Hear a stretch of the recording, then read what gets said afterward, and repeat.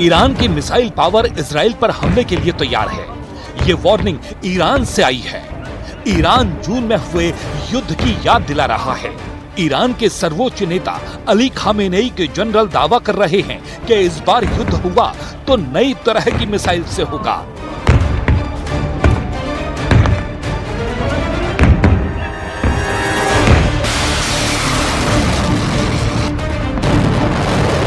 ऐसी मिसाइल जिसकी रेंज ज्यादा होगी ताकि वो दुश्मनों को लंबी दूरी तक तबाह कर पाए, जिसका पेलोड यानी वॉरहेड ज्यादा बड़ा और हाहाकार मचाने वाला होगा, जो स्टेल्थ होगी यानी उसको ट्रैक और इंटरसेप्ट करना यानी उसे मार गिराना भी मुश्किल होगा।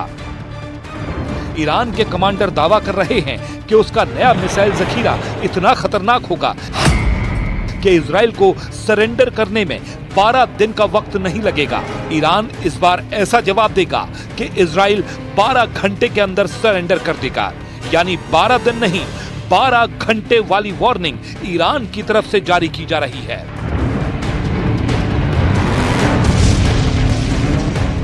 इजराइल के प्रधानमंत्री नेतन्याहू भी जानते हैं कि इस वक्त खामेनेई का इरादा क्या है और अगर ईरान पर हमला किया गया तो काउंटर अटैक किस लेवल का होगा।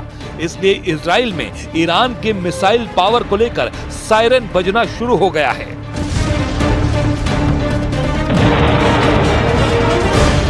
इजराइल की सेना ने ईरान के मिसाइल पावर को लेकर बहुत बड़ा दावा किया है। यह ऐसा दावा है जिसके बारे में पूरी दुनिया को अलर्ट कर रहा है इजराइल।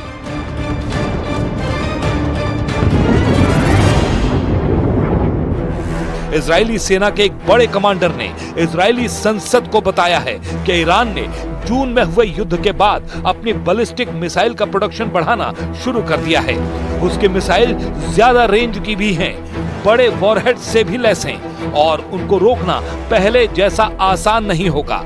इजरायली सेना ने कहा है कि इस बात को नेतन्याहू सरकार बहुत गंभीरता से ले।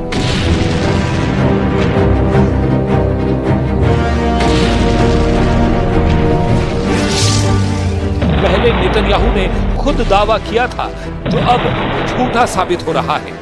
ईरान पर किए गए हमले के दौरान इजराइल ने उसकी मिसाइल अड्डों को तबाह करने का दावा कर दिया था, लेकिन अब इजराइल में ही कहा जा रहा है कि ईरान की मिसाइल पावर बरकरार ही नहीं बल्कि और आगे बढ़ रही है, जिसका सबसे बड़ा खतरा इजराइल को होगा।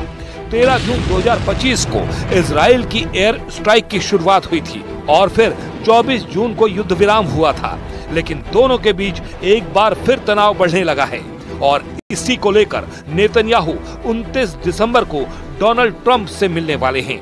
हालांकि मुलाकात की वजह गाजा को बताया जा रहा है। I can share with you that the Prime Minister will meet with President Trump on Monday, December 29th.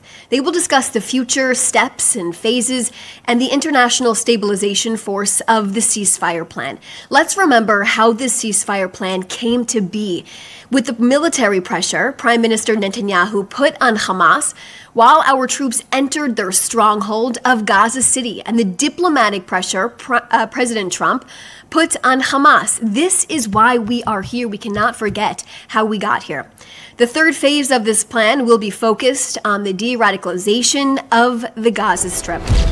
Iran की मिसाइल पावर को लेकर इजराइल की वार्निंग ऐसे वक्त पर आई है जब ईरान की नौसेना ने फारस की खाड़ी में अपनी ताकत दिखाई है।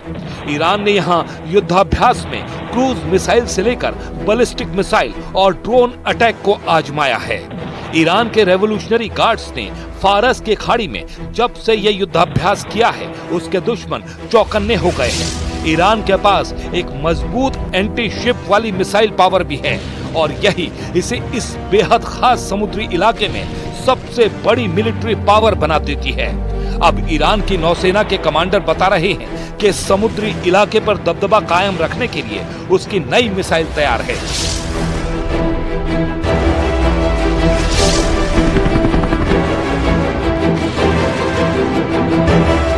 رو در خلیج فارس برای اولین بار استفاده کردیم که برد آن به طول خلیج فارس.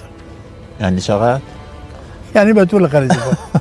یعنی در واقع بیش از طول خلیج فارس. بیش از طول خلیج فارس. حالا برن تحقیق کنن چقدر خلیج فارس طوله. یعنی هر جای خلیج فارس هدفی داشته باشیم.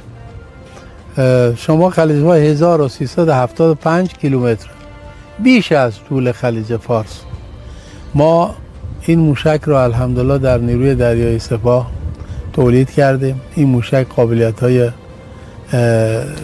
منحصر به فردی داره، قادر هست بعد از شلیک فرمان پذیره، فرمان میگیره. ईरान ने जिन एंटी शिप मिसाइलों को आजमाया है उनमें खास है कादिर 110 और कादिर 380 और गदीर। कादिर 110 की रेंज 300 किलोमीटर है, जबकि कादिर 380 की रेंज 1000 किलोमीटर से ज्यादा है। इस दौरान गदीर मिसाइल भी लॉन्च की गई, जिसकी रेंज 2000 किलोमीटर है।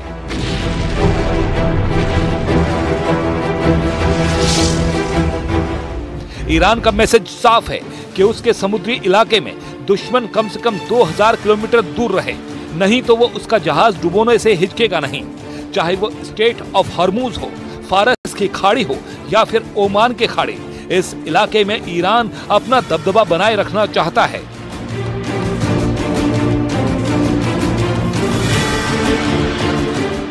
हॉर्मूज वाले समुद्री गलियारे में ईरान ने अपनी मिलिट्री ताकत दिखाने के लिए 2 जंगी जहाज उतार दिए हैं।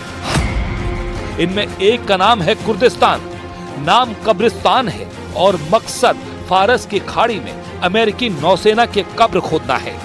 तेल के टैंकर को एक हेलीकॉप्टर बेस बनाकर समंदर में उतार दिया गया है।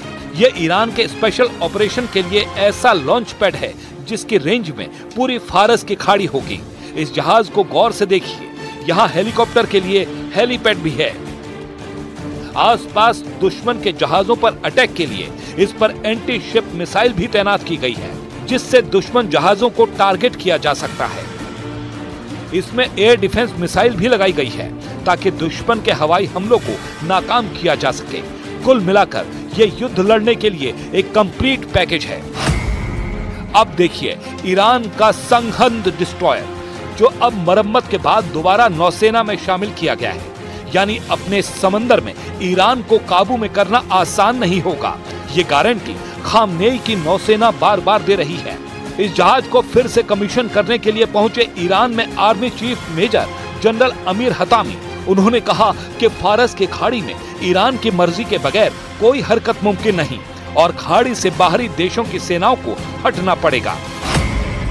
इजराइल और अमेरिका से लगातार धमकियों के बीच पश्चिम एशिया में एक और युद्ध का खतरा लगातार बना हुआ है। ईरान पर कब किस वक्त अगला हमला होगा, ये बात सिर्फ और सिर्फ नेतन्याहू या फिर डोनाल्ड ट्रंप जानते हैं। 13 जून को ईरान पर हुए हमले को ट्रंप ने पहले सिर्फ इजराइल की हरकत बताया था, लेकिन बाद में उन्होंने कबूला कि ईरान पर लॉन्च किया गया अटैक मिशन इजराइल का एक्शन था, लेकिन इस एक्शन के इंचार्ज वो खुद थे। ऐसे में ट्रंप और नेतन्याहू दोनों पर भरोसा करना ईरान के लिए बहुत मुश्किल है। مردم ایران بدونن ما با دشمن هیچ تعارفی نداریم. بی تعارف اگر بخوان تعدی کنن به داشته های این ملت، به آن چیزی که شهدا به دست ما دادن، منافع کشور ما رو تعدی کنن، قطعا تو دهنی میخورن. इससे पहले ईरान अपनी मिलिट्री ताकत के 3 वीडियो रिलीज कर चुका है। ईरान अब तेहरान की सड़कों पर दिखा रहा है कि उसकी फौज किसी भी युद्ध को लड़ने को तैयार है और अगर इजराइल या फिर अमेरिका ने फिर जरूरत दिखाई तो ईरान की सेना कमर तोड़ जवाब देगी। यह है ईरान की बसीज फोर्स। इस फोर्स में फौजी नहीं, आम लोगों में से भर्ती की जाती है और इस वक्त बसीज फोर्स को एक्टिव करने का मतलब है कि ईरान एक बड़े युद्ध की तैयारी में लग चुका है। बसीज का वीडियो दिखाकर ईरान अपनी ताकत का इजहार कर रहा है। ईरान बता रहा है कि उसका हर हिस्सा इजराइल और अमेरिका के खिलाफ वॉर मोड में जा चुका है। ईरान के 3 कमांडरों ने अमेरिका और इजराइल को बहुत बड़ी धमकी दी है। ईरान में ऑपरेशन रूम के नए commander major general Ali Abdullahi ने डराने वाला बयान दिया है। उन्होंने कहा है कि ईरान से लड़कर इजराइल को बहुत बड़ा झटका लगा है। ईरान में ब्रिगेडियर जनरल अली जहान शाही ने कहा है कि इजराइल की सेना पूरी तरह फेल साबित हुई है। ईरान की मिसाइल पावर पूरी तरह सुरक्षित है और लॉन्च होने को तैयार है। ईरान में army chief major general Amir Hatami ने कहा है कि फारस की खाड़ी में ईरान की मर्जी के बगैर कोई हरकत मुमकिन नहीं और खाड़ी से बाहरी देशों की सेनाओं को हटना पड़ेगा। ये तीनों कमांडर बता रहे हैं कि ईरान इस वक्त युद्ध के लिए पूरी तरह तैयार है। ईरान ने अपने सबसे बड़े दुश्मन यानी इजराइल और अमेरिका को डराने के लिए अपने 3 बड़े कमांडरों को उतार दिया है। ये तीनों कमांडर दावा कर रहे हैं कि अगला युद्ध हुआ तो अमेरिका और इजराइल बहुत ज्यादा पछताएंगे। यही वजह है कि ईरान अब 2.5 करोड़ लोगों को फौज में मोबिलाइज करने यानी उन्हें युद्ध के लिए तैयार करने का मैसेज दे रहा है। अगर इस बार ईरान और अमेरिका या फिर इजराइल के बीच जंग हुई तो समझ लीजिए कि गाजा और लेबनान के साथ यूक्रेन का युद्ध भी छोटा और मामूली नजर आएगा, क्योंकि अगर ईरान इस ताकत के साथ लड़ा तो फिर ईरान बचेगा या फिर उसके दुश्मन, क्योंकि पश्चिम एशिया में इजराइल और अमेरिका के अड्डों को बचाना फिर मुश्किल हो जाएगा। ईरान इसका ट्रेलर जून में हुए युद्ध में दिखा चुका है, जब ईरान ने इजराइल पर 550 से ज्यादा मिसाइल लॉन्च की थी और फिर हाइफा और तेल अवीव के अलावा इजराइल के मिलिट्री बेस भी ईरान का टारगेट बने थे। जून में हुई तबाही की तस्वीरें अब भी नेतन्याहू के दिलो दिमाग पर छाई हुई हैं और ईरान इसकी याद बार बार दिला रहा है।